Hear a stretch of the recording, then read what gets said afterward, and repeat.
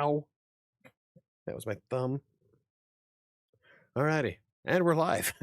It's just in time for everybody to see Shadow take a chomp out of my thumb. Hello, I'm Michael with WriterSanctuary, and today I am joined by Shawn P. McCarthy, not to be confused with the 1990 NFL kicker for the New England Patriots. I made that joke earlier. It was probably funnier the first time. Anyway, today we're going to be talking about local honey, your newest book, and a few things that I found in your bio that I would like to ask questions about. So, Sure. first of all, what can you tell us about local honey? What inspired you to write it? Because I read a little bit about it, and I'm a big fan of World War II stuff. So, hmm um, kind of seeing the aftermath of all that is kind of neat. And so I'd like to, just like to touch Yeah, base on what inspired that one. sure. I mean, I had wanted to write a book set in the 1950s, just because so much happened at that time. And I think there's this, as a background, I've always felt that there's a lot of people in this country that have this nostalgic feel for the 1950s. Like, geez, if we could only go back to the suburbs and, the Leave It to Beaver sort of stuff, and isn't the world perfect? And I mean, I think it's pretty obvious that that is a myth. Not everybody in the decade was as successful and perfect and Yeah. harmonious as people like to remember the 1950s. So I kind of settled in on 1951 because that's right before we started to have the boom in the national highway system. Some of the bills that funded the national highway system were about a year later, but in reality, states were already building freeways and things like that. So you come out of the war and you start entering an era which rapidly became remarkably different than the 1940s and what people were experiencing right after the war. Oh, yeah. I think it took a few years for people to get back from the war and just kind of realize and come to terms with what happened, the trauma the whole country suffered. Individual towns sometimes would have, many, many veterans who all had different experiences. And so I just found it a kind of a rich area to explore, especially since there's so many books about World War II, but not that many about the aftermath Yeah. necessarily. So that's kind of what made me want to explore that. And so that's as the intro. I wanted to say, look, let's take a look at the kind of the haves and the have-nots of the '50s, and explore what that meant to people and to towns. Nice. And it's a bit of a romance, ain't it? Kind of It sounds like it. is, yeah, yeah, it is. I mean, I wanted a romantic element. I tried to set it up to be kind of a nice summer read, although I'm not going to claim it's a light read. I mean, it hits some heavy topics in there, but there is. It starts with a soldier who was wounded in World War II, not badly, but he's partially lost the use of his hand, but manages through the people he knows in his town to get hired as a police officer, and he does very well at that. So there's a part in the book I describe him as kind of a square peg that managed to find a nice square hole to fit into, and he fits in nicely with his town and gets married and has children and has his job in the police force and is kind of settling into happily ever after. And then a girl that he loved in high school who was with a family who had some criminal activity going on, and the whole family got run out of town when they were trying to get arrested. They escaped in the middle of the night 10 years earlier. She comes back. So suddenly here's this woman he loved at the time and hasn't seen for 10 years who comes back and just sort of starts a series of events in motion that kind of upend his life and upend the town too. Nice. And what's funny is that this book is based in New England. It's It based in looks like Massachusetts, okay. I yeah, was gonna say, and on the you're Merrimack River. Yeah. and So the you Merrimack River comes down due south. It's really kind of a due south out of New Hampshire, and as soon as it hits Massachusetts, it takes a turn and heads towards the coast, heads east, and that's because of some glacial activity years ago. So it really, from New Hampshire to Massachusetts, the river has a much different personality. And so this is set right on the river the town is called Riverbend. It's right on the bend of a river, and it's a fictitious town, but it's a kind of a perfect New England town with its white churches and its clapboard houses and town square and everything you think is perfect, but maybe is not. yeah. So Riverbend is like you did create a whole fictitious town for this story. Yes, yeah. Well, that's kind of cool. Think of it like Castle Rock in some of the Stephen King books. It's a fictitious town, but it reflects all the towns around Yeah, there very much. let's say we have a Castle Rock here, not too far from Denver. That's funny. And every time I drive by it, I think it's Stephen King. Like, I would love to. Anyway, and you're in Massachusetts, so that's kind of convenient. Yeah. When you did the research for it, did you have to go far? No, no. I mean, I took a few drives along the Merrimack River just to make sure I was showing it correctly. It's a little bit north of me. I live about 25 miles west of Boston, and then just a lot of the historical societies from towns in that area have wonderful collections of what's going on. Everything from the look of the cemeteries to the types of churches and changing demographics over the years. So, I mean, that's the thing when you're talking historical fiction. It's interesting. I like to kind of compare it to writing science fiction. And here's the reason I'm going to say that, or fantasy, because in science fiction or fantasy, you have to create a world. They call it world building, right? Yeah. So, hey, somebody like, Lord of the Rings, excellent world building. People love that world. Um, in historical fiction, somebody's already created that world for you, except it's gone. The history is gone, and you have to kind of find it and recreate what it was like during that era. And so I try to sneak it in, but be accurate about it, from the types of gum somebody's chewing, the types of cigarettes they choose, things Yeah. like that. These were things that were popular at that time. And those types of things help with the whole immersion into this other world that you're visiting. Yeah.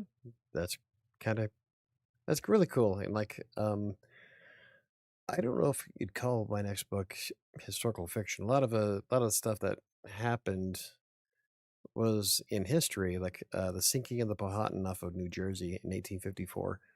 I kind Mm. of rewrote why it crashed. But Yeah, hey, it's fiction, right? it's fiction, But exactly. yeah, so I've always had a thing with like the further back in history you go, the more interested I am. I love historical mysteries, especially. So Mhm. yeah. Let's see. Jennifer says, woohoo, I just bought local honey. There you go. Okay, good. She also asked, did you struggle with adding in the racial disparities of the 50s in your work? That's a good one. I don't know how I much of did, the, and like, was there a lot in Massachusetts back? Well, I guess, yeah. yes, the answer is yes. Yeah. And in fact, the very first person that was killed, it was at Chris. You know what? I know this guy's name. I'm drawing a blank now. But one of the first people killed in Boston during an uprising was a black man. So they have been part of the history here since day one, since before it was a country. But to answer the question, I thought about it because obviously, when I'm talking about haves and have-nots Mhm. in the 1950s, racial disparity plays a huge part in it. And I think my decision was to write the characters in an agnostic way. So most of them could be either race. I tried not to either any race, let's put it any race. I tried not to be too specific about it. But I also did a few hidden things because I figure if somebody wants to know what race somebody is, maybe they need to know a little bit about that race themselves. So one of the soldiers that he's talking to, ex-soldiers, talking to, well, I dropped the regiment that he was in. Yeah. If you were to look that up, it was a black regiment. You might not know this character was black other than that, and there's a couple of other little things snuck in there too. So the answer is the racial issues are there, but I didn't put them front and center. I didn't describe the people. I figured let the people reading decide who they might be, and to realize there's a humanity there, which maybe makes their race a little more transparent than you realize. Yeah, that's what's funny is that that's exactly how I wrote Kingmaker. There's only one person Mhm. in that entire book that I'd actually describe her physical appearance. Everybody else is kind of like let the reader fill in the blanks. Yeah. If you, yeah, he's whatever you want him to be. So um, awesome. Jennifer says, I love New England. Diane says, hello. Hello. Um, Diane is, I like historical fiction. She's the one that I was telling you about earlier. And she Mhm. was looking forward to tonight. So Jennifer says his stuff is really neat. There's a couple of volumes, and then the new one. This one is a romance. What other volumes do you have that she's talking about? Oh, well, this book is actually my 10th book. Is My first two were nonfiction. One was written for John Wiley and Sons a long time ago. I mean, like 20 years ago, and it was about internet business development and stuff like that. It was called The Art of Dot Combat. Kind of yeah, I saw a that. take of like Sun Tzu. We took some of the lessons of Sun Tzu, but applied it to business development. That was Nice. fun. I enjoyed doing that. And then I have a 6-book historical fiction series called The Puzzle Box Chronicles. Starts on Cape Cod, moves to Boston, and then some of the people get in trouble in Boston and escape west, and then run into other issues. So I could go on about that, but it really is kind of an exploration of, again, a time in history that is a time of great transition, just like local honey. In this case, the 1890s, the transition going on there. Well, suddenly everybody was getting electricity. Suddenly, people were getting phones. Suddenly, radio was being invented, and this. So, besides the backdrop of the people and the various tragedies that they run into, etc., there's all this stuff going on in the background. They see their first car, and stuff like that. So you think of what's happening in the 1890s and talking about immersion. That's what I tried to do there too. And that's actually been a very successful series for me. I've had a lot of sales, a lot of various interviews over the years on that. So that was a great deal of fun to write. Mm, sounds like it. Sounds like it'd be a fun one to read. Jennifer says, I'd love that you show the income disparities. Why did you choose to make that theme so stark with the tent people? It reminds me of some areas of Denver today. I hope things get better. Me too.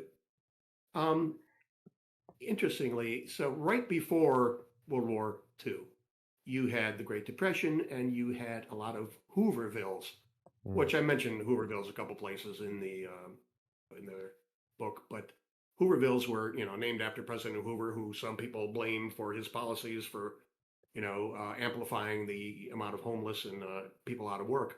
But that wasn't such a rare thing, and most people growing up in that era were used to encampments where people, any place they were allowed to camp and just be themselves and be safe, the places would pop up.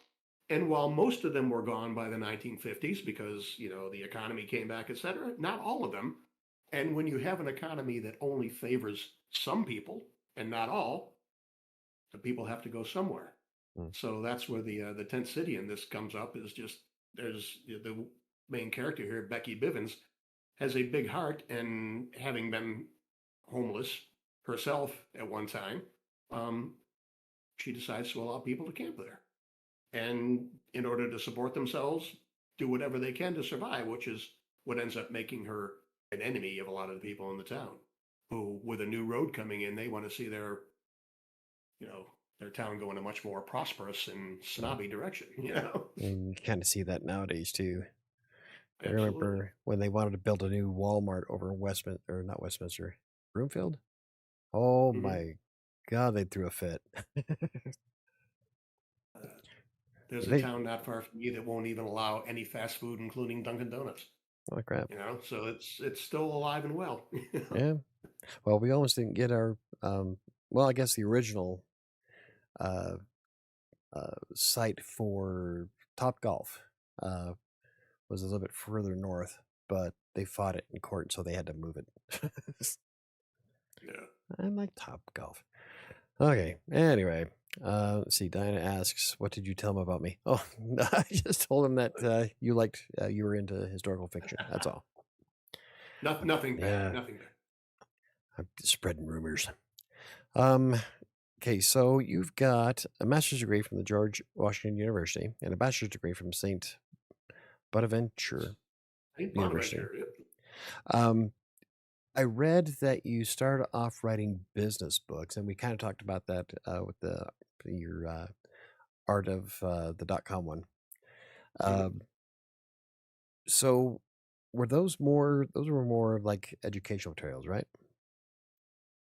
Yeah, they were. Well, your typical business book is, here's a business problem, here's what people are doing to solve it, and so that was, it becomes a little bit formulaic, but it was fun to write because this, go back to, the early 2000s, and, the internet was new enough and everybody was piling on. I mean, it sort of reminds me of what's going on with AI today. Mm. Everybody and their brother's launching an AI company, and Yeah. guess what? There's probably only going to be five of them that survive. So, Yeah.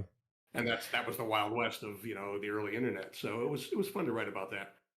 The reality is, I wanted to be a fiction writer the whole time, but finding the readership, it's easier, at least it was for me, to write nonfiction books, even though I wanted to write fiction books. If somebody's going to pay me to write nonfiction, I'm going to write it. Yeah. So Hey, I started off as a freelance writer. In fact, that's how I pay my mortgage at the moment. So uh, I get paid for doing tutorials and business blog yeah, posts and I wrote whatnot. for So, computer magazines for several years too, and wrote. I was lucky to get a few articles in the Washington Post, and then so I wrote about maybe six articles for them. And strangely enough, the magazine I was working for, I always tried to get them to bring me on full time, and they wouldn't. Uh, the magazine I was working for ended up getting purchased by the Washington Post, and they would occasionally reuse my articles. I'm like, I'm not even getting paid for this now, and you're using the stuff I wanted to write for you. So that's kind of crap. it was. Everyone was like, come on. So when did you transition from doing the business stuff to more fiction, or do you still do Um, the business stuff?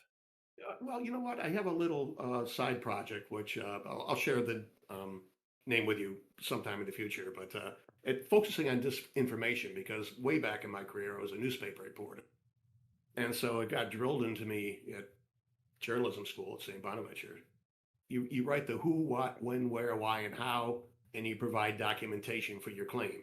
Mm. So if you're going to claim that such and such was arrested at this address, okay, where's the police report? Oh, there's a police report. We're going to report this. If you tell me that such and such was arrested, but you provide no proof to me, and I can find no other you know facts that seem to confirm what you're saying, I'm like, I'm going to be suspicious. Well, in this day of disinformation, people will read just about anything on Yeah. social media and Oh just yeah. believe it. And Yep. it's like, a man in the Midwest caught a terrorist in his, okay, who was the man? What was the location? What was the time? Is there any report? Mm. People don't seem to understand that that's part of the crime. So anyway, don't. That's a completely separate conversation. But But but I eating the I still dogs. wear my newspaper. I still wear my newspaper reporter hat when I view social media posts, and I say, Nice. give me more information, so I believe this. Yeah, that's why I keep telling everybody that follows Writer Sanctuary, cite your sources. Cite your sources, and Um, hopefully one of those sources is an official source. yeah. So And other than Bob's blog. So, Bob's blog, yes. um, okay. What Diana asks, what you got your degrees in? Undergrad was journalism. Graduate degree was education. It was actually educational technologies, because at the time I was developing, excuse me, some, ultimately websites, but we used to develop and other things too. Education film strips. I worked on film Hmm. strips years ago remember those? Yeah. And then the transition to software, and did some of that, for the National Geographic Education Division. Never got to write for the magazine, but it was fun to Uh, work for the education division. I it's, did some of the similar stuff for the Smithsonian. I'm trying really hard not to do the theme to it. Well, I was raised on National Geographic, so. Oh, there Oh, you go. God, Yeah. cat. Well, I never worked for them full time, but I was a full time part timer for about 2 years, But still, and I'd be. then Smithsonian, same thing, about 2 years working for them. So, Yeah, that and that's sounds a like a great place lot to of. be a historian. Oh, the Smithsonian? Oh, yeah, I Oh bet. yeah. Jennifer asks, did you teach writing, creative writing? Actually, right before that, sorry. There's an area in Colorado where the town doesn't want low-income houses built because they worry more about their investments and the unhomed families. Yeah, there's places in Broomfield that are like that. Yeah. Okay, so now, did you teach writing, creative writing? I have never taught creative writing. No, I'm not sure I have the patience for it. That means you have to read a lot of stuff that um, that you know the people are enthusiastic writers. I say Mhm. this because I have belonged to various writing groups over the years, and where people trade manuscripts and we read. And I've read some. I said, this person knows exactly what they're doing. They're going to be good. And other people, it's like, you're not going to be good. You have enthusiasm. You probably have a good story, but the ability to execute is just not there. And I think there's part of me that would have trouble telling somebody, you know what, full-time consideration of another endeavor Mm, yeah. might be, and I just, I would find it tough to be that guy. I don't want to burst anybody's balloon. That's somebody keeps trying to push me into that because I'm working on finishing my bachelor's and then moving on to the master's program for creative writing, and then I'm thinking for going for my PhD just for the hell of it. Just for granted, huh? Bragging rights anymore. Yeah, Yeah. the way AI is going. Yeah, yeah. Well, Let's see. that's disappointing because I've seen books that show up on Amazon and you're like, Yeah. that's, but people are flooding the market and figuring even if half of them get pulled, they'll get 100 books that are still there and they'll make a trickle of money. And that's unfortunate because those people aren't writers. They are manipulators of technology. Oh, see, that's pretty close to what I call them. I oh man, I got into a heated debate on Threads once. Uh, I said that if you use a generative AI to write any part of your book, you're not a writer. You're a prompt jockey. And wow, did he go off? Well, I'm sorry, but yeah. How about you I learn a would agree. skill? So I'm very anti Gen AI. There's some uses for artificial intelligence, like using AI to edit a hour-long video, because that would take me Hmm. 3 hours to do. If use AI to edit it down, cut those all the Yeah. cuts for me, that's great. That's a good Yeah. use. It's a tool at that point. But when you start using it to create, then you are not the artist. The Yeah. AI is. You're just the dude that plugged in the prompt. Diana says Agreed. that, yeah, yeah, thank you. Diana says nowadays you don't need to be a good writer to publish a book. No, you don't, because you can self-publish and it doesn't matter. Trust me, I know because we get books from amateur authors and then we edit them. Oh yeah. Sure. Yeah, I'm self-published. I have a issue with writing for an audience of one. I don't want to query because you have to make the agent happy. If they don't think they can sell your book, they're not going to push it. So Hmm. I'm going to tell the story I want to tell. Um, I didn't look. Are you self-published or have you? I know you did one your books for Wiley, Yeah. right? Yes. So that was not self-published, and I've written for the book about engineering for the National Society of Professional Engineers. So Mm, that was not self-published. I do own an imprint called Dark Spark Press that publishes my stuff and some stuff for other people too. So it's kind of a consortium type thing, mm. but I'm a major part of that. So yeah. Oh, So self-published ish. ish. Self-published light. Yeah. So when you guys do all that, do you have specific editors that you use, or do you just Oh, find absolutely. whoever's? Yeah, I don't.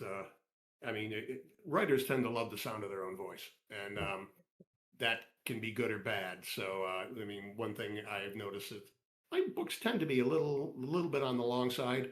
Um, I worked with an editor, said, she was very good, and it's like, okay, here's this chapter is not doing anything. This chapter does a lot. You know what? Let's split this into two chapters and explore this a little bit. Just stuff like that. Was yeah. very good. And then of course somebody else to do the um, the last minute edit. Looking for all typos, etc. on that. And then of course you have a couple of people read it after that because even once you have a professional editor who's been in the business for 30 years, I have always found that when you have other people read it, they always find a typo or two, even when the editor's done Oh, with it. So, oh yeah. There's times where, like, when I write a blog post, I'll proofread it before I publish it. I'll come back to it 6 months later and I'll find like glaringly obvious mistakes. That's like that's one of why the it's tough things. to. Yeah, well, one of the things I learned from Reedsy Masterclass of how to write a novel. Loved. Took it with Tom Bromley, great author, and a brilliant teacher. And one of the things he pointed out was the when you're done with the first draft, take about 4 to 6 weeks off and then come back Hmm. to it. And that's something I always try to do anyway, because I have an experience in blogging and with working with clients, and you have to go back and make sure their stuff is correct. So that's Mhm. similar to what I was doing anyway. But yeah, it makes a huge difference. And reading it out loud. Reading out loud, you can find all kinds of Mhm. mistakes, You even know, for after short the stuff, editor goes through. yeah. So like for a newspaper article and that, um, sometimes I'd read it backwards because a typo could jump out at you when you're reading it backwards that you'd never see reading it forwards because your mind tends to read what it Oh, thinks is being said. so you're That reading said, it you're per not going to read an word. entire book backwards. You know, Oh god. that's just not going to happen. Oh, now it sounds like a challenge. It won't make much sense, but it'll be done. It'll be done. Yeah. Jennifer asks, you've traveled quite a bit, and I was wondering if you'll do a historical fiction in the future from other areas of the globe. That's kind of Um, like kind of along the lines of one of the questions I want to ask you was if you were planning on doing more um, fan fiction or not fan fiction, historical fiction, um, based in the area on the East Coast, or if you planned on going well, more across the. interestingly, the answer is yes, I would like to. But when you're trying to get your name out there and get noticed, I've noticed that certain things will help you with that. If you're the type of person where every book is completely different, Mhm. people aren't necessarily going to notice you and say, oh, I can count on that person to write the kind of story that I like. Because, let's say your first book is historical fiction, your second one's fantasy, your third one's science fiction. How do you categorize somebody like that? And I think the same thing, even if you're going to be writing historical fiction, trying to get noticed as somebody who's an authority on a certain type of historical fiction. I chose to write about the area where I am, in New England. And now the Puzzle Box Chronicles took place mostly in New England, but probably 20% of the series takes place elsewhere. Some of it in Montana, some of it down in South Carolina, etc. So there's still, because your characters can travel and do things and meet people, you can write about other places. But again, I'm trying to be a New England historical fiction writer. And then once you become famous, has anybody become famous these days? I don't know. Yeah. But once you become known for that, it becomes easier to branch out, I think.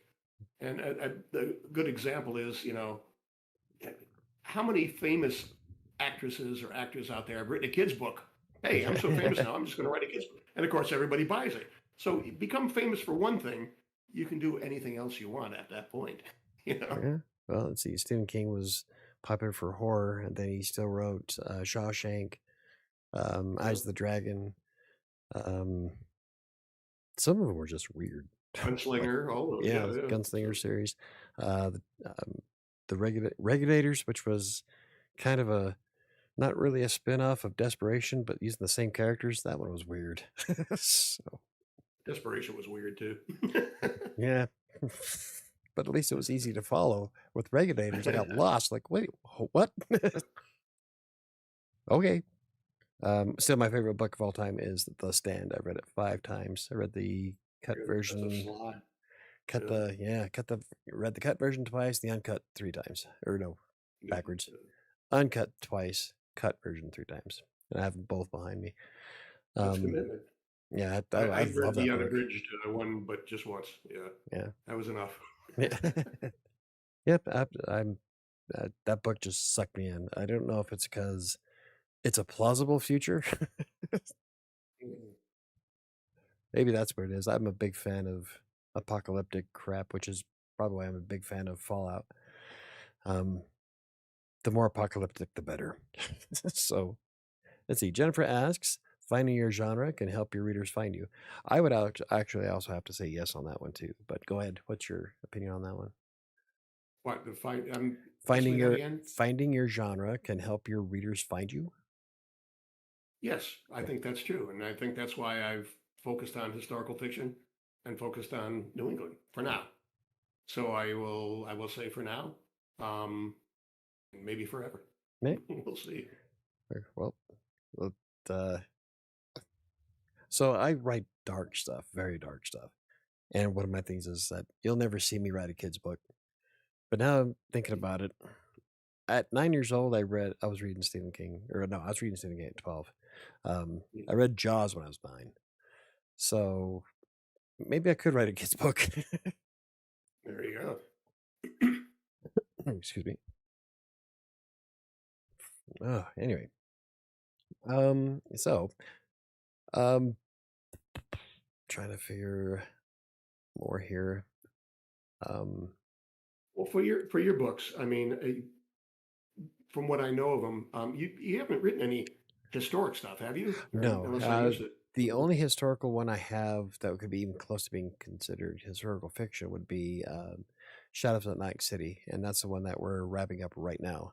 I've Okay. finished with the book cover to it. I'm just waiting for feedback, and then probably going to be publishing in the next week or two. But it takes place in 1874 Atlantic City. That was a lot Oh, of interesting. that was a lot of Yeah. fun. Yeah. Lots of Yeah, Atlantic research. City really took off around the turn of the last century, so Yeah. be interesting to see what it was like right before that, It was, yeah, well, I did all the research for it. And technically, I started in 1854 with the sinking of the Powhatan, which is why the Absecon lighthouse was built in New Jersey in the first place. Mhm. After they built the lighthouse, there was no more shipwrecks because the Barnegat Shoals is right there along Atlantic City or New Oh, yeah. Jersey, and ships would hit it and sink. The Powhatan was torn in half. So I did a lot of research on that ship and why she sank and that whole area. And I even learned what wreck masters were and um, some of the key players that were at that time cleaning up the mess. And then because I jumped from 20 years later to 1874, and that's when I had to really dive into Atlantic City. There's really not a lot to Mhm. go through. So I know that they had the 8 foot wide wooden planks to knock sand off of boots when you went into the hotels and stuff. Um, but yeah, I did a lot of research on the lighthouse itself because it's quite featured in the book and the whole Now, area. would that be called the Barnegat Light since it was out there, Oh no, or that not? one. What is the name? The shows were actually a little bit more north of Atlantic City. The Absecon lighthouse was built Abscon, that's what. technically, yeah, Absecon was it. The lighthouse was built near the edge of Atlantic City, near the inlets, because you have the inlet by Atlantic City where you had a series of small islands. Mhm. And at that time, it was split before 1874. It was split with the Egg Harbor District or the Egg something. It's in the book. The Mm. Egg Harbor Well, District there's and an Egg Harbor Absecon. right near there. Yeah, Yeah. yeah, it was the Yeah. Egg I used to Harbor go down District. to Stone Harbor a lot. I don't know if you know Stone Harbor, Avalon, Yeah. just a little bit north of Wildwood. I spent a lot of time there with my family. It was nice. So having to go through, I went through a ton of different stuff. I'm trying to visualize what Atlantic City was like in 1874, and uh, surprisingly, there wasn't a lot that I could go on. At Mm. least from here. I bet if I went to Atlantic City, I probably would have found all kinds of stuff at a museum. But That's what I say. Look at the yeah, town historic societies. They're a big help. You know. I went through a lot with the Smithsonian. Um, and the Library of Congress, and there was one other one that had quite a bit, especially on the Powhatan. I can't remember the site offhand, but yeah, I had to bookmark all those. But yeah, I went through all the Smithsonian stuff and Library of Congress. That was a lot of that was a lot of fun. Yeah, a lot of good stuff there. Well, it was funny when I worked at the Smithsonian. I got to go down one time. They were having an open house at a big warehouse Mm. down in Suitland. I was like, oh, it's kind of fun. I'll go down for that. And it was sort of like walking into the last scene of Indiana Jones. Ooh. Oh. Just this massive warehouse with all these boxes in it. And I'm like, wow. And then some of them, because it was an open house type of thing, they had opened some of them and pulled some stuff out for people to see. And then walking by, and there's an Apollo capsule there. Huh. And I was like, wow, which Apollo is this? He said, it's Apollo 8, which was the first one to go around the moon. Yeah. So stuff like that's just sitting there in the warehouse, Nice. So Could it have was kind walked. of cool to go around and see all that stuff. You could have walked past the Grail and you didn't even know it. I didn't even know it. Yeah. The Ark of the Covenants. Let's see. Diana says, "I would love to read your children's book." I don't think you would.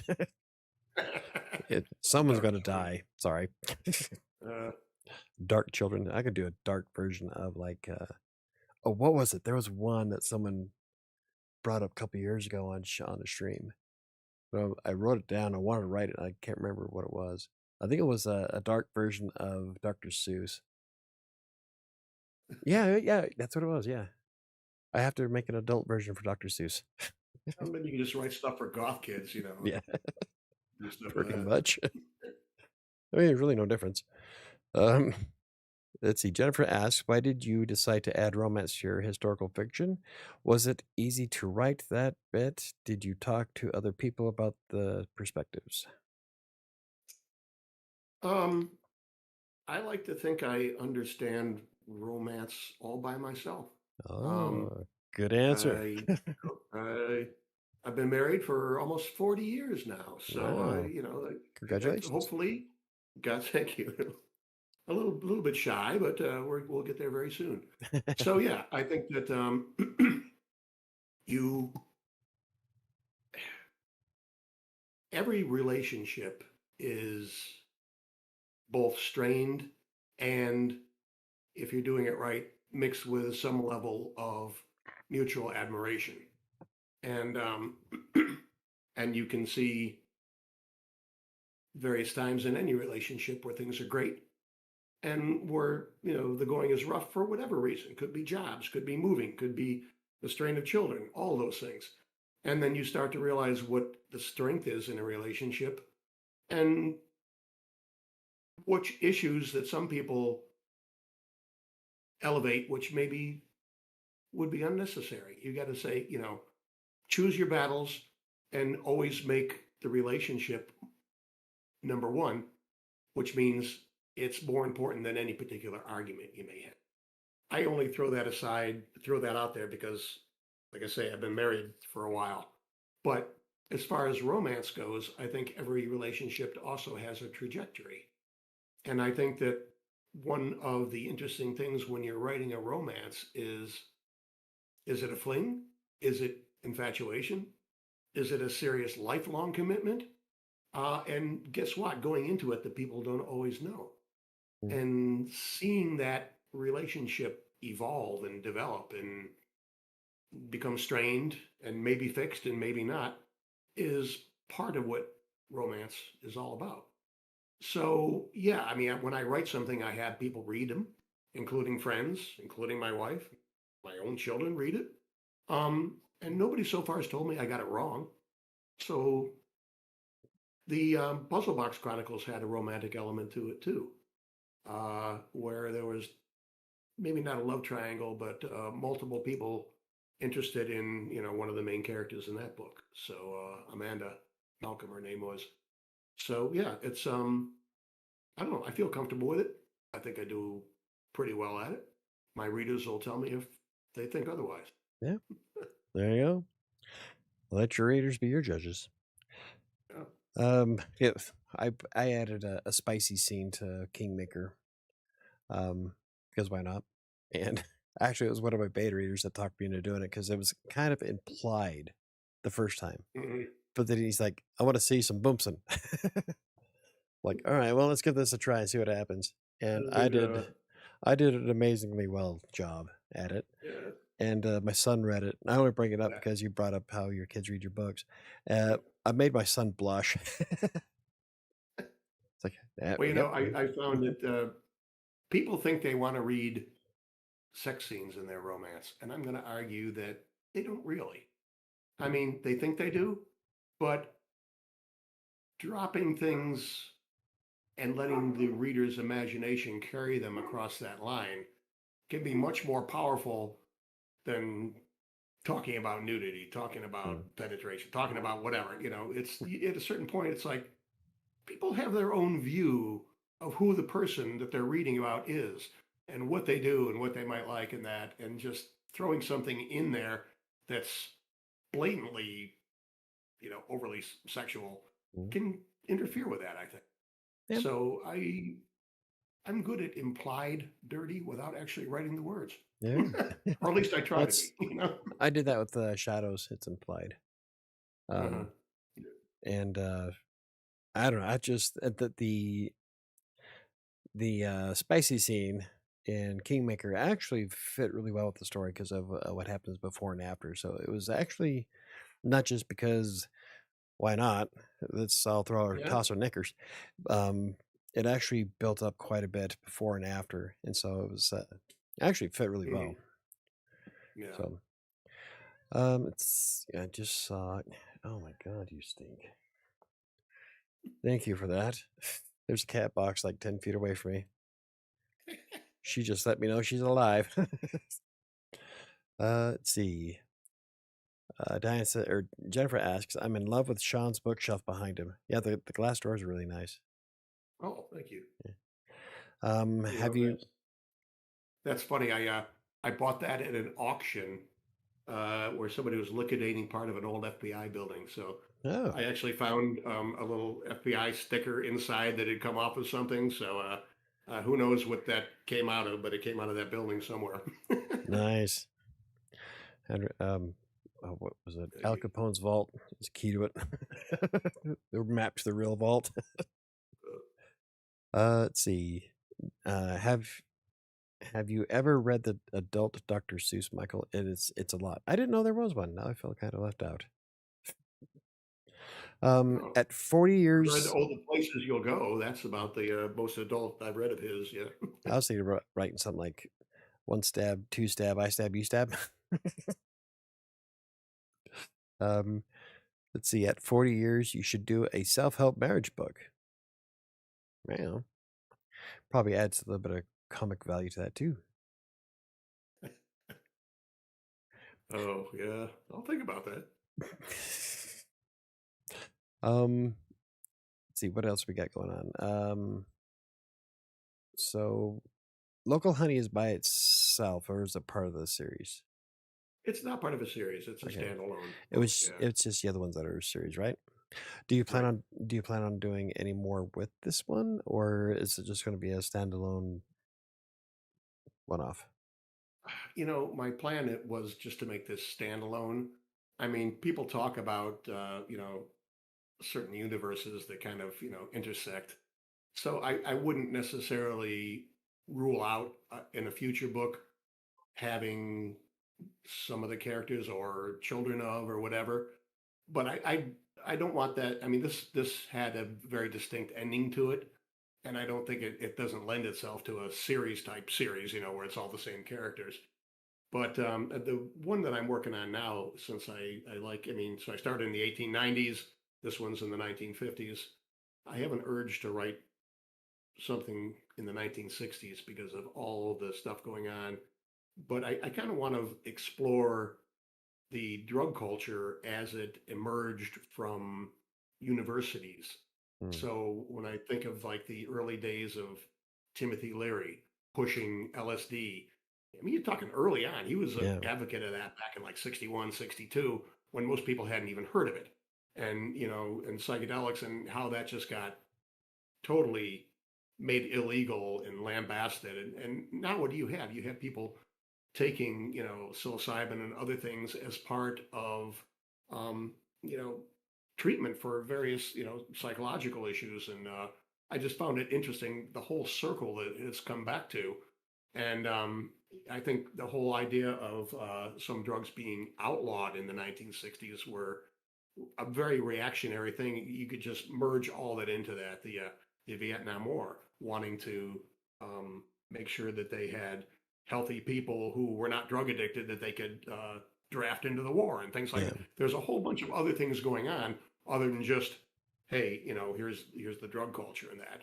I mean, Colorado, where you are, one of the first states to fully legalize marijuana.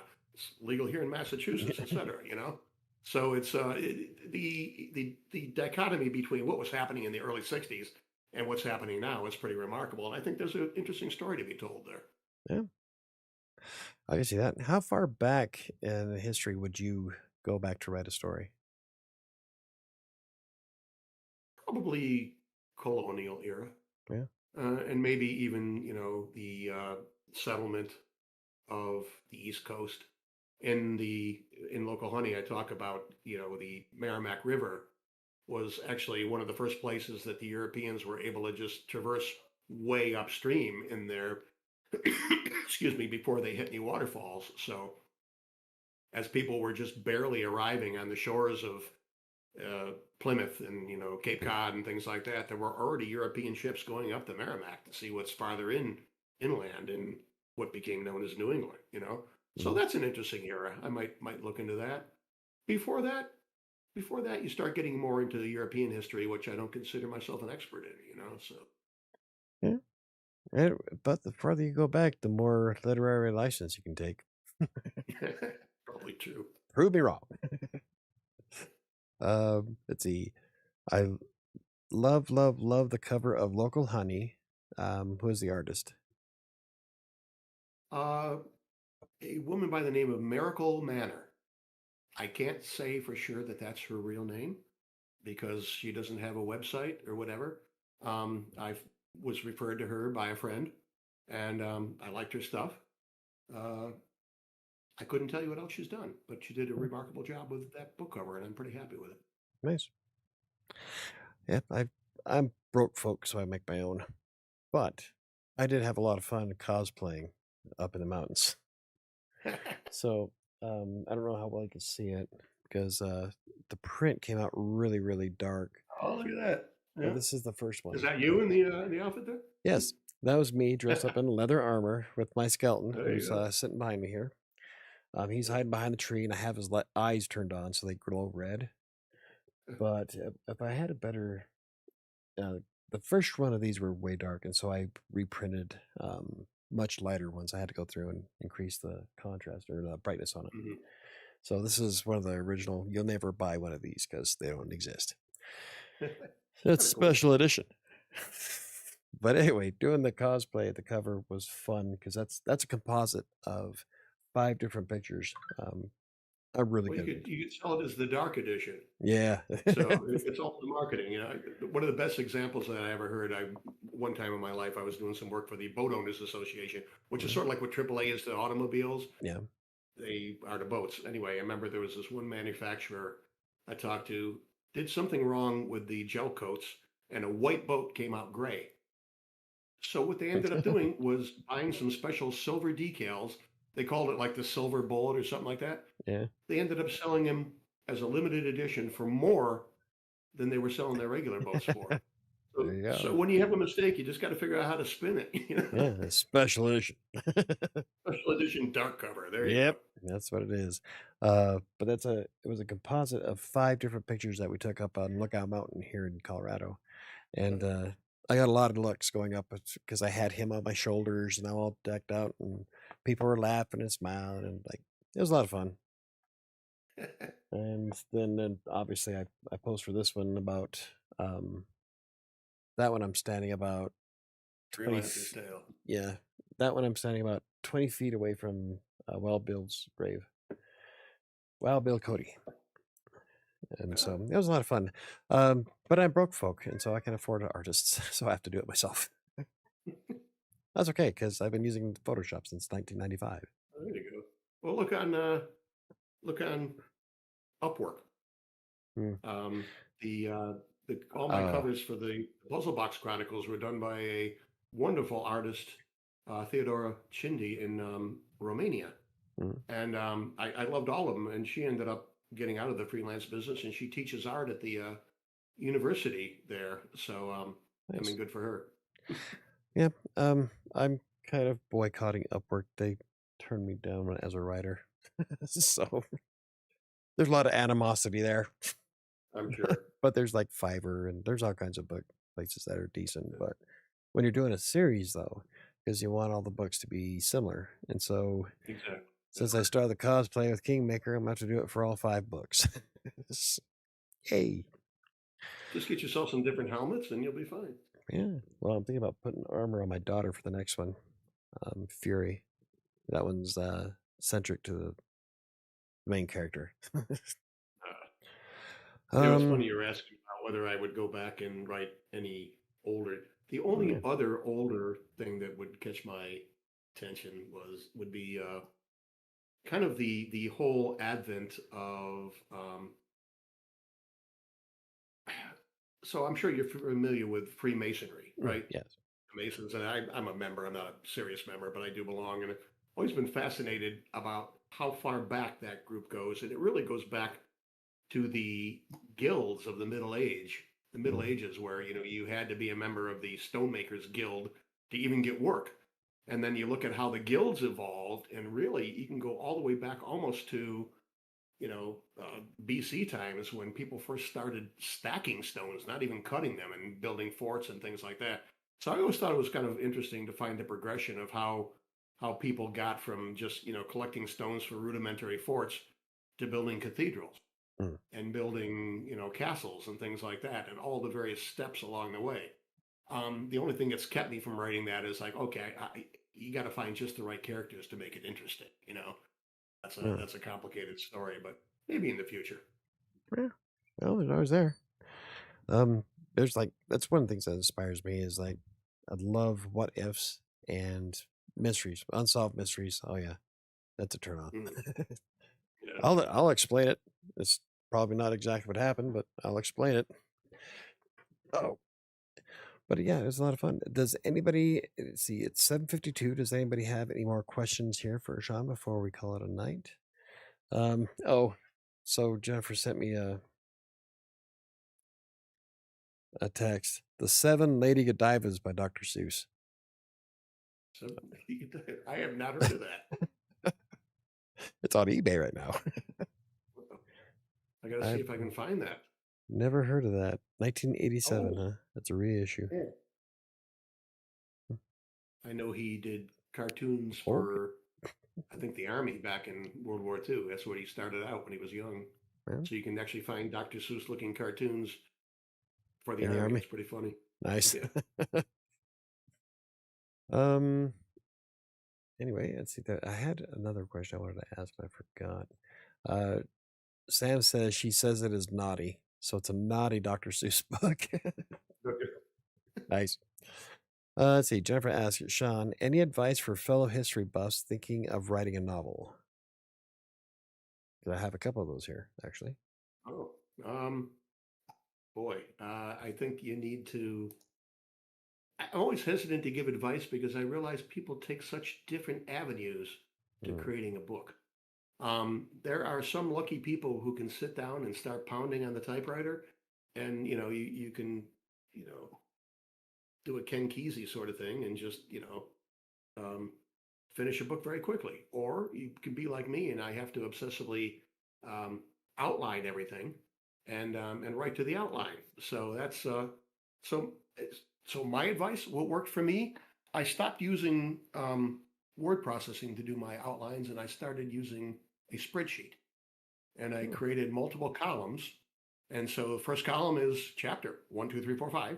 Second is the subject of that chapter with about a 2 sentence blurb for each one, what it's going to be about. Third column is who the characters are in that chapter. Because it's interesting, once I did that and I start looking at my spreadsheet, oh, look at that. I just wrote 5 chapters in a row about the same characters. And yet I've got this other story going on. So let's mix them up. Let's, change the order a little bit. Once you start doing that, you can notice more about the patterns of your own writing. mm, And then finally, I add a last chapter, a last column after I do the first draft, and that's stuff in various chapters that I want to fix, that I want to go back to. Oh, because I introduced this new character in chapter 17, what I said earlier doesn't matter anymore. Let's kill that. So just notes to myself. And I found it much easier to get through everything by doing that. It only mm. took me a few books to figure that out. I have never thought of using a spreadsheet like that. I use them for coming up with blog content and for the videos, but never for a Mhm. book. So that's kind of Yeah. interesting. I'm kind of a geek with a spreadsheet. Most people I knew use the text, and after doing that one time, I was like, this isn't working for me. And I was just like, well, let me try it in a spreadsheet. After I did that, that's how I did my outlines from then on. Oh, well, I'll have to clip that video for later. There you go. Let's see. Michael, how long has your mom been working on her book? Eventually it has to be edited enough. Yeah, mom's been working on her book for God, it's been a while. She has her first book out is um Defiant Souls, and she was working on the sequel to it, and I think right now she's trying to find an agent, a better agent than one she had before, and she's been tweaking her book. I want to say for 10 years now. Like, there's got to be a point when you say it's good, mom. Well, that's the best book is the one you never write Yeah. because it has all the potential. you know, Well, it's the same with building a house. At a certain point, you got to decide which kitchen counter you want, what bookshelf you want, what everything. So you have this great idea of this book or this house that you want to build, and then reality sets in, and you have to make the hard decisions. And I know of writers who have never finished a single book, and I think it's for fear of it not being what they think it will be and what they want it to be. And at a certain point, you just gotta, I call it leaping off the cliff and hoping the parachute open. yeah, that's gotta do it.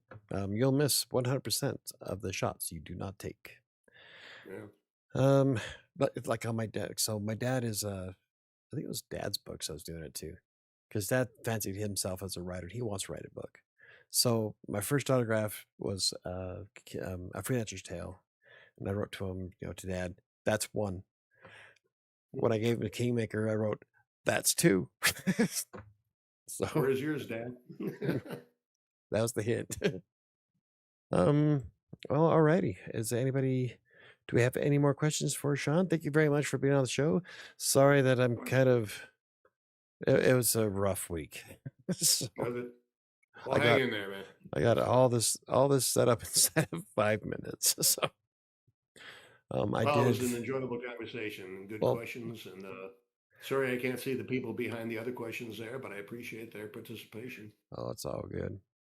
Sam says thank you so much for joining. Yeah, I was really curious about more of your doing all of the business stuff and then transitioning. What decided to prompt you to write fiction and just do it. So um, and definitely um, the afterthought of World War II, because like I said, I'm a big fan of World War II stuff. So that is really interesting. I'm looking forward to reading that.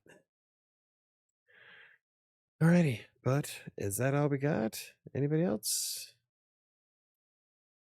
Um, you can catch Shawn's blog is in the description down below. Also, the QR code goes directly to Local Honey, which you can order right now.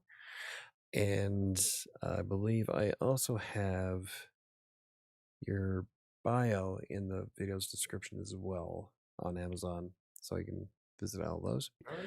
And you do have a blog on your blog, right? You do write on your blog? Uh, the blog have started is about disinformation. That's at a different location, which I will share. You know what? I'll send it to Mm. you eventually. Right now, it's not public. It's all in staging. My particular website at ShawnMcCarthy.com. I probably will add a blog there at some point, but right now it's just a little bit of information about myself and the books, and I'm leaving it at that. So. Cool. Did you have short stories published elsewhere that are outside of business stuff at all? Oh yeah, I have a book of short stories. Just how many in the book? It's either five or six. So it's not a super long book, but it's called The Sea Glass Empire, and that's a book of short stories too. And I sell a few of those every week, so that's nice. All That right. was just sort of like an afterthought. I we were talking about Stephen King really early in this conversation. I remember reading something he said. This is quite a while ago, but he's saying he likes to write a short story between his novels. It's like a way to take a breather and do something different Oh, before yeah. plowing into another novel. So there was a point after I finished one of my books, I wrote a couple of short stories. And then after I finished another one, I wrote a couple and I was like, you know what, let me just publish these because I liked them. And the fact that I'm getting some readers makes me glad I did. Awesome. I don't consider myself a short story writer, but I had fun doing it. So Awesome. Yep. Sam just said that she just got it too, and she's excited to start it. Which one, Local Honey or one of those other books? Because you've got, I think all your books are on Amazon. yes, even the Yeah. much older ones, they're still there. Where was the? I had the page open. There's the about. There's all books. So the Board paperback 8. version of Local Honey, I had just went to bed later this afternoon. It's supposed to be on the website within 48 hours. So I'm not 100% sure it's there. The paperback version is available today, but it will be within a day or two. Okay. Yeah, I don't know. I didn't see the paperback, just the ebook version. So, Yeah. Now uh, I'm looking for sh- somebody to record the audiobook. you can always use AI. God, that pisses me Uh, off. oh, yeah. Like I do, I kind of do an audiobook on YouTube. I'm going to be redoing it here soon. It's Despair, which is related to Kingmaker. And the idea behind it was to recapture the 1920s audio radio shows. So, like Oh, background sound effects, I wanted to find some voice actors. Unfortunately, I'm broke, folks, so I have to do it all myself. But I have I can change a few things in Premiere to give certain voices more bass or more of an echo. So that was a lot of fun. a couple of coconuts to make footsteps or Yeah. horse steps or Actually, I pay $15 a month for Epidemic Sounds, and they have everything I could possibly want. I use them for creating the writing sprints that I do try to do every Monday, Tuesday, and Wednesdays. Um, so like I'll take the background sounds from one of them was a beach. So I take the waves from the beach and mix it with seagulls in the background. And then I have the Mhm. soft rustling of the wind going across grass and whatnot. And I love doing that kind of stuff. So um, I don't. But as for reading one of my books on an audiobook, I don't know if I could. I don't know if I have the patience for that. Like I right now, I tried do. recording tried recording my one of my books earlier. I was like, you know what? I just don't like the sound of my own voice. Well, I don't mind my voice. It's just I like when I do despair, I do it for 1,500 words, between 15 and 2,000 words a piece. So it makes it about an 8 minute, 8 to 10 minute episode. And by the end of it, I'm just done. So Yeah. I don't know if I could do a whole book. Yeah, I don't know how these people do it. That's their business is to do audiobooks, good for them. Um, oh yeah, like for the longest time, Kathy Bates read all of Stephen King's books on audiobook. I used to listen to him at the IRS when I worked there back in the '90s, and oh, she's an amazing vocalist Mm, for reading the books. Her character's just everything Kathy Bates touches is just gold. So love that woman. uh, Alrighty. It is 8:03. Thank you very much, Sean, for joining okay, us. well, good. Don't forget that Anytime. local honey is available on the QR code on the screen. All you gotta do is just use your phone and click it. Um, and I would love to have you back on next time you have another book. Absolutely. Enjoyed it. Thank you so much. And just to put that out there, if anybody's curious about engineering your way to success, that book is on there too. You never Blast know. from the Yeah. past. Well, all righty. Well, Well, thank you for the endorsement. Appreciate you're, it. you're, you're welcome. Have a good evening.